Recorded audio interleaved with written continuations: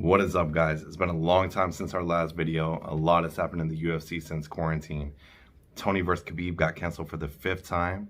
Dana White announced his Fight Island. We got a stacked UFC card, UFC 249. It is fight week. It's been a long time since we've seen a UFC event, and this is a great card. Dana and the UFC really put it together. We're going to talk about the main card and some of the undercard fights. Let's hop right into it here.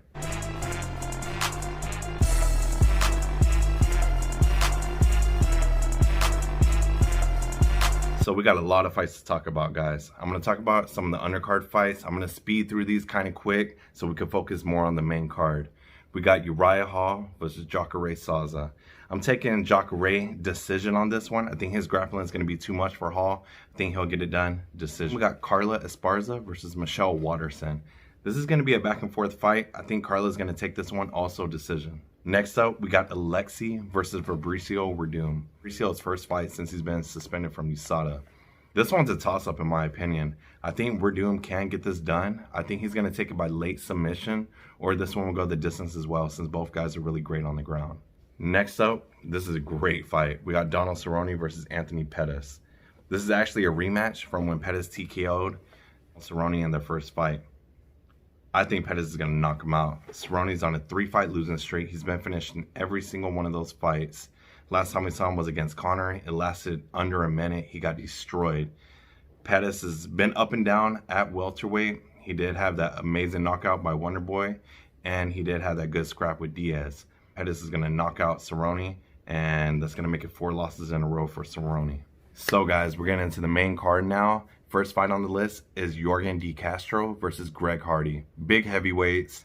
Not a lot of technique in this one. I think they're going to stand in the middle of the ring and slug it out. I think Hardy, since he has progressed, he's going to take it a little bit slower. He's not going to go in, gas himself out right away. I think he's going to pick his shots a little bit better. I can see him getting this TKO late round 1.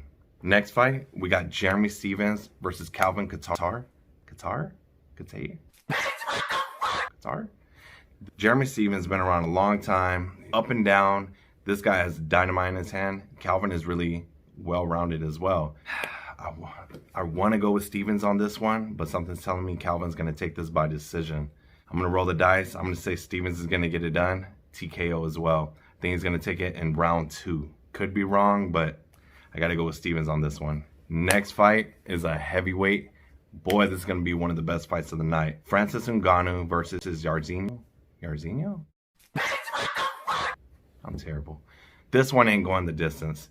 Francis has been on a tear since his last loss to Derek Lewis. He's coming for that belt, and I think Francis is going to get it done. I think he's going to KO Jairzinho. I think he's going to KO him. Round 1. It's going to be ugly. It's going to be less than 2 minutes. It's going to be knockout of the night. Co-main event. This is actually a pretty unique fight. We got Henry Cejudo versus Dominick Cruz. Dominick Cruz has not won a fight since 2016. He's regarded as the greatest bantamweight of all time, and he has some of the best footwork I've ever seen inside the octagon. Henry Cejudo, though, has reinvented himself since that loss to Demetrius Johnson. The guy's won 2 belts in 2 different weight classes. He's extremely well-rounded. This one, I'm going to be honest, is a toss-up for me. Part of me wants to say Henry Cejudo is going to take a decision, but Cruz is really well-rounded. He has not fought in forever, but I don't think ring rust is going to be an issue. I think if Cruz can keep it going, keep picking his shots outside the pace, avoid the big shots from Cejudo, I think Cruz can take this by decision. But I think Cejudo's on another level right now. I think he's going to come in, focus, wants to prove a statement, wants to prove he's the greatest at both weight classes. I think Cejudo's going to take a decision. This is going to be a good one. Now, boy, this main event. Got Tony Ferguson versus Justin Gaethje. This was supposed to be Tony versus Khabib 5. Didn't happen. Khabib couldn't leave Russia. They got Justin Gaethje to fill in. This is going to be a bloodbath. Both men are damn warriors. Tony has not lost in years. He's on a 12-fight win streak. Justin Gaethje is on a 3-fight KO winning streak. This is going to just be an all-out war. This might even be fight of the year if it lasts. We have seen Tony get dropped in previous fights, but he recovers so well and he ends up coming back winning the fight. Justin Gaethje, on the other hand, this guy has dynamite in his hands. If he can clip Tony early, I think he'll put him away. If this goes past the second round, I see Tony edging him out on cardio, picking him out, and I can see him getting a late TKO or even a decision win. Justin Gaethje, though, he's coming in hot. 3 vicious knockouts. He wants to prove something. I think he's going to get it done. I think Justin Gaethje is going to shock the world. He's going to ruin Tony versus Khabib. This is #1 bullshit. And I think Justin's going to KO him late in round 1, early round 2. And then it's going to set it up for Justin versus Khabib later this year.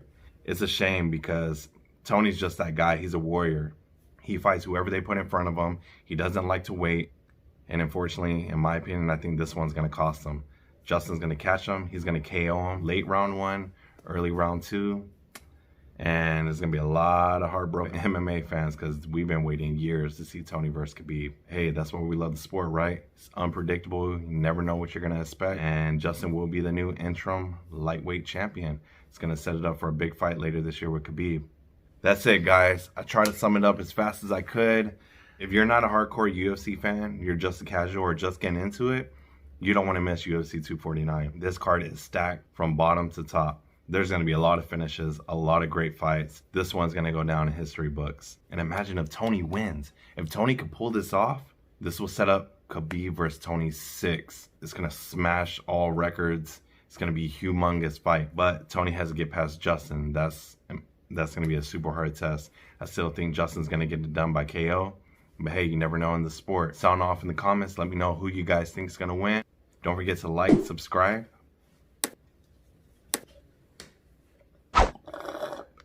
Until next time, Tony, Justin, we'll find out. Let's go. Fight week. See y'all then.